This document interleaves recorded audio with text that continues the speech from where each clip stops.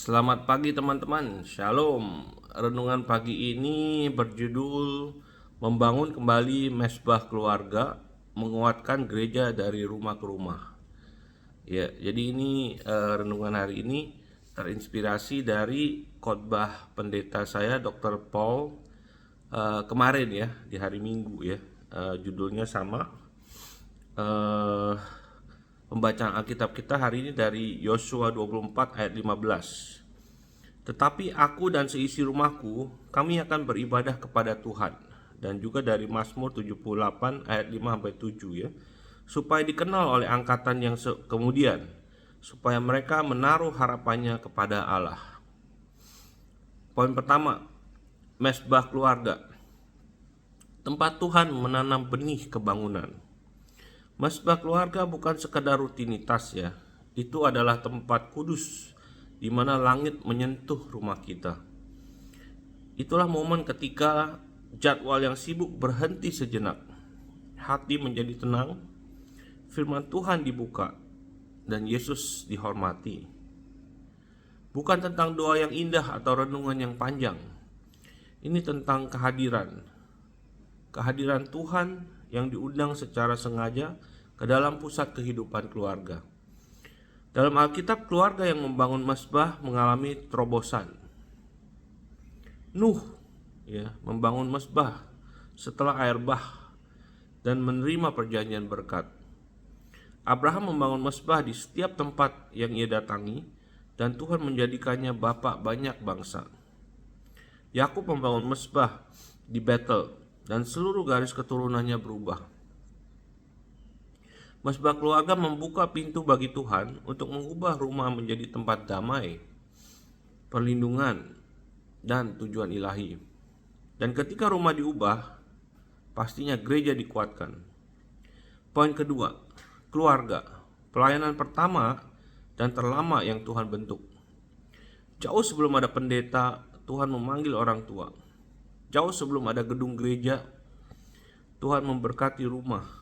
Jauh sebelum ada gereja, Tuhan membentuk keluarga. Keluarga adalah model pemuridan pertama yang Tuhan tetapkan. Setiap ayah adalah pendeta pertama yang dikenal anak-anaknya. Setiap ibu adalah pendoa syafaat pertama. Setiap rumah adalah gereja kecil dengan panggilan surgawi. Keluarga adalah tempat di mana iman pertama kali dipelajari, diuji dan dijalani. Tempat di mana anak belajar memaafkan, istri melihat kasih Kristus, suami melihat penghormatan, saudara-saudara belajar kesabaran dan kesatuan. Tamu merasakan aroma Kristus. Ketika keluarga hidup dalam roh, seluruh gereja menjadi taman kasih karunia. Haleluya. Poin ketiga, mengapa iblis menyerang keluarga terlebih dahulu? Iblis tidak hanya menyerang gereja, ia menargetkan keluarga. Mengapa? Karena ia tahu keluarga yang hancur dapat menghasilkan orang percaya yang terluka, anak-anak yang bingung, pernikahan yang goyah, pemimpin yang terpecah, stabilitas rohani yang rapuh. Namun, keluarga yang bersatu, berdoa, dan beribadah bersama menghasilkan murid yang tangguh, anak-anak yang percaya diri, pasangan yang penuh roh, pemimpin yang setia, gereja yang stabil dan berkembang. Jika musuh bisa memadamkan api di rumah, api di gereja mulai meredup. Tetapi ketika keluarga membangun kembali mesbah mereka, gereja menjadi tak tergoyahkan. Poin keempat, mesbah keluarga membentuk generasi berikutnya. Anda tidak bisa menyerahkan pemuridan anak hanya kepada sekolah minggu. Gereja dapat menguatkan kebenaran, tetapi keluarga harus menanamkannya. Alkitab dan penelitian modern sepakat, anak akan menjadi apa yang mereka lihat setiap hari di rumah. Jika mereka melihat doa, mereka belajar bergantung kepada Tuhan. Jika mereka melihat Alkitab dibuka, mereka belajar menghargai suara Tuhan.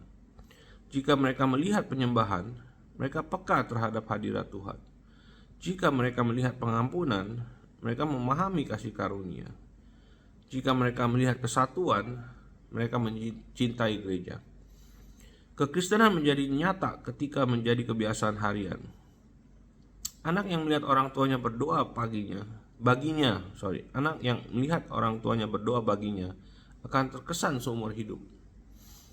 Remaja yang melihat keluarganya menyembah bersama memiliki kekuatan melawan godaan. Pasangan yang saling melihat membaca firman akan mendapat keberanian. Mesbah keluarga membentuk generasi yang setia kepada Kristus. Poin kelima, ketika keluarga kuat, gereja menjadi benteng rohani. Gereja bukan gedung, gereja adalah kumpulan rumah. Jika rumah-rumah dipenuhi doa, penyembahan, pengampunan, dan firman, maka gereja menjadi tempat api Tuhan menyala, tempat pemulihan, tempat kuasa, tempat kesatuan, tempat pembangunan, atau tempat kebangunan ya teman-teman. Konflik gereja berkurang ketika rumah belajar memaafkan. Kehadiran ibadah meningkat ketika rumah menghormati hari Tuhan. Kedermawaan bertumbuh ketika rumah memahami pengelolaan keuangan. Penyembahan gereja diperdalam ketika keluarga menyembah setiap hari.